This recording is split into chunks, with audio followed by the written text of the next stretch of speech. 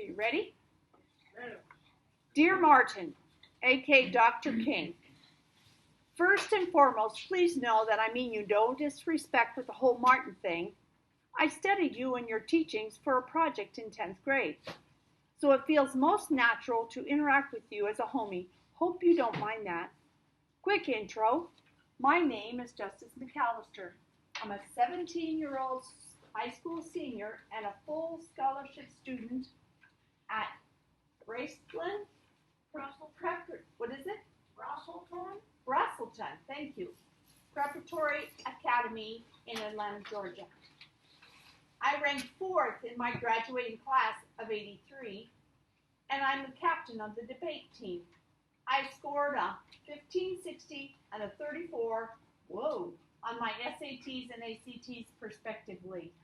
And despite growing up in a bad area, not too far from your old stomping grounds,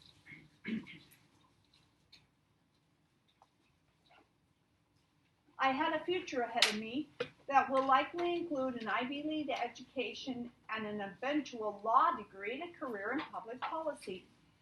Sadly, during the wee hours of this morning, literally none of that mattered. Long story short, I tried to do a good deed and wound up on the ground in handcuffs.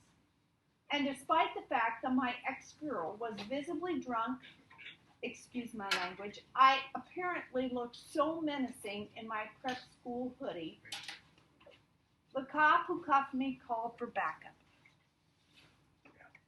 The craziest part, whoops, I'm not up far enough, there we go,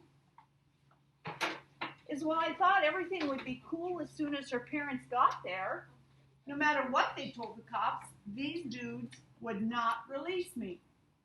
Mr. Taylor offered to call my mom, but the cops made it clear that since I'm 17, I'm considered an adult when placed under arrest, aka there's nothing Mama could do. Mr. Taylor wound up calling my friend SJ's mom, Mrs. Friedman, an attorney, and she had to come back. Is that the word back? Oh, she had to come bark a bunch of legal hoo-ha in the cop's before they'd undo the cuffs. By the time they finally let me go, the sun was coming up. It'd been hours, Martin. Mrs. F didn't say a whole lot as she drove me to my dorm, but she made me promise to go by the infirmary and get some cold packs for my swollen wrists.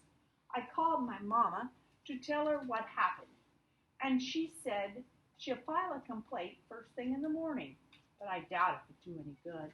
Frankly, I'm not real sure what to feel. Never thought I'd be in this kind of situation.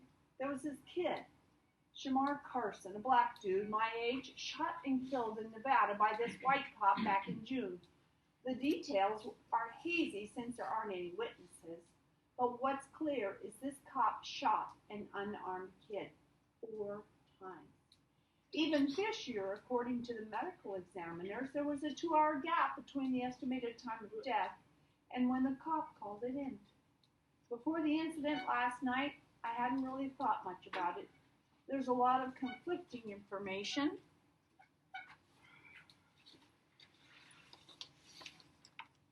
So it's hard to know what to believe.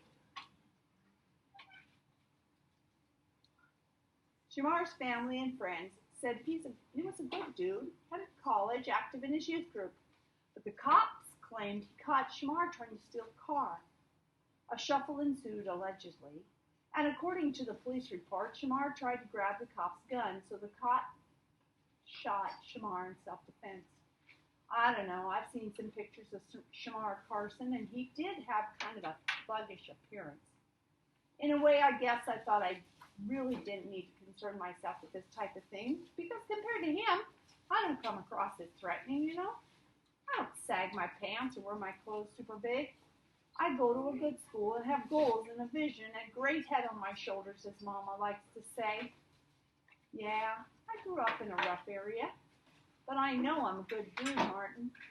I thought if I made sure to be an upstanding member of society, I'd be exempt from the stuff those black guys deal with, you know. Really hard to swallow that I was wrong. All I can think of now is how different would things have been had I not been a black guy. I know initially the cop could only go by what he saw, and which probably did seem a little sketchy, but I never had my character challenged like that before. Last night changed me. I don't want to walk all around all mad and looking for problems, but I know I can't continue to pretend nothing's wrong. Yeah, there's no more colored water fountains. It's supposed to be illegal to discriminate, but if I can be forced to sit on the concrete in too tight cuffs while I've done nothing wrong, it's clear there's an issue. That things aren't as equal as folks say they are. I need to pay more attention, Martin. Start really seeing stuff and writing it down. Figure out what to do with it. That's why I'm writing to you. You faced way worse stuff than sitting in handcuffs for a few hours, but you stuck to your guns.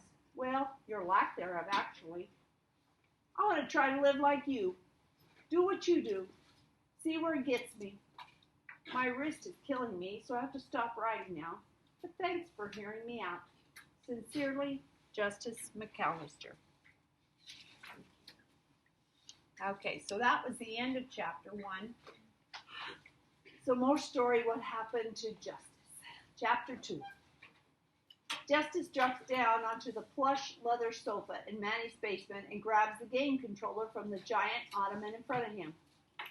You good dog, Manny says, furiously pressing buttons on his vibrating controller as the sound of the machine gun fire fills the room in surround sound.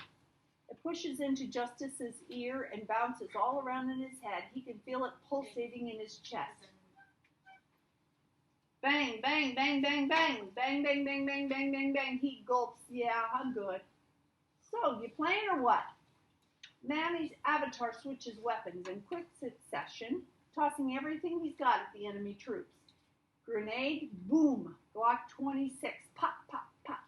Flamethrower, whoosh. Bazooka, whoop, boom. I'm not a very good onomatopoeia. You guys know what an onomatopoeia is? Yeah. Aren't they the best? I love them. Okay, but I'm not very good at it. Okay. So many guns. Just like the one Castillo kept in his hand. Kept his hand on while treating Jess like a criminal. One wrong move and Jess might have been the next Shamar Carson. He shudders. Hey, you mind if we play something a little less violent? Manny pauses the game, turns to his best friend. Sorry, Justice drops his head. Can't really handle the gunshots and stuff right now. That's a shame he has to apologize for not wanting violence, isn't it? Manny reaches out to give Justice's shoulder a supportive squeeze and then pushes a few buttons to switch games. The new Madden, which doesn't even hit the shelves for another week. Justice shakes his head. If only he had his best friend's life. Must be nice to have a VP of a major financial corporation for a dad. The guys choose their respective teams. Manny wins the coin toss and elects to receive. He clears his throat. You want to talk about it? Justice sighs. You know, I'm like, here, if you do, right? Manny says, okay. So I read that sentence wrong. You know, I'm like, here if you do, right? Manny says, yeah, I know, Manny, I appreciate it. Just not real sure what to say. Manny nods. Put a spin move on Justice's defensive lineman and gets the first down. Wrist feeling any better? Justice fights the urge to look at his arms. It's hard to see the bruises because his skin is such a deep brown, but even after a week, they're still there.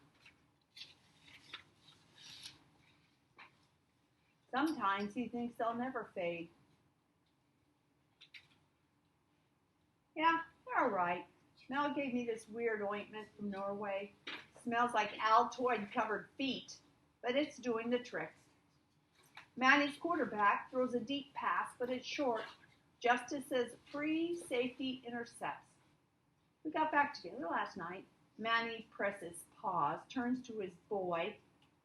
Dog, you're not serious right now. Justice reaches over and hits the triangle button on Manny's controller. Justice, quarterback, tosses the ball to his running back, who's unguarded since Manny's stare was burning a hole in the side of Justice's face. The virtual player runs it in for an easy touchdown. The kick was good. Manny pauses again. Just let it go, man. Let it go. That girl's the reason you sat in handcuffs for 3 hours, and you want me to let it go? Stop calling my girl names, Manny. Bro, you caught this girl wrist deep in another... Oh, man. Hello? It's different this time. Justice starts playing the game again. His team kicks off, but Manny's players don't move because he's just gaping at Justice like he just confessed the murder. Hold up, Manny says, stopping the game and tossing his controller out of Justice's reach. So you mean to tell me that after that girl sat there and watched this cop brutalize you, she was scared, man? Unbelievable, Just. Whatever. Just stares at the football frozen in midair at the massive flat screen.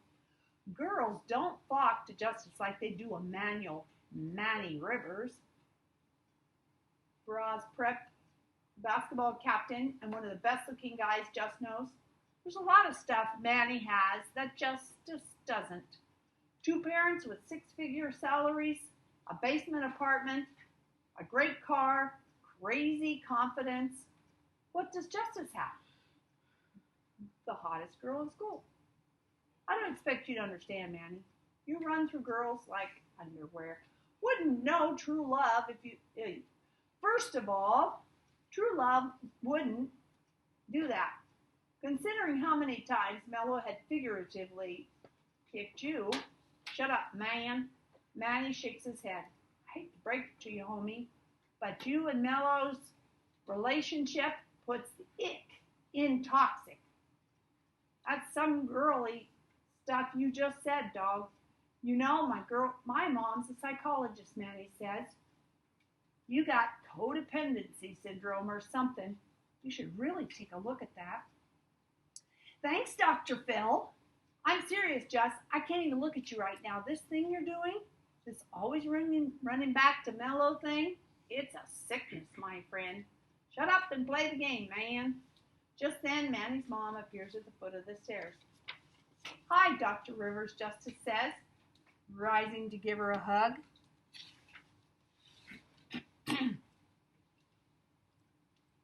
Hey, baby, y'all doing all right? Yes, ma'am. You're sleeping over. Dinner's going to be ready in a few. Chicken cacciatore, she winks. Ah, you know that's my favorite, Just says.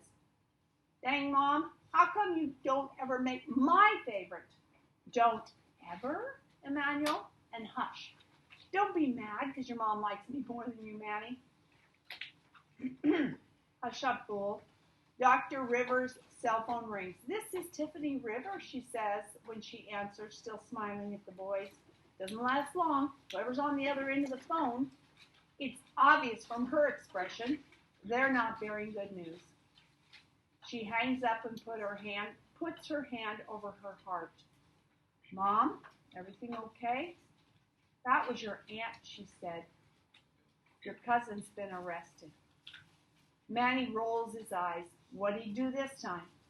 Dr. Rivers looks to Manny, from Manny to Justice and back again. He's been charged with murder, she says. Manny's jaw drops. They say he killed a police officer. Okay, that's what we'll call it. Call it a book chapter, and we'll read more tomorrow.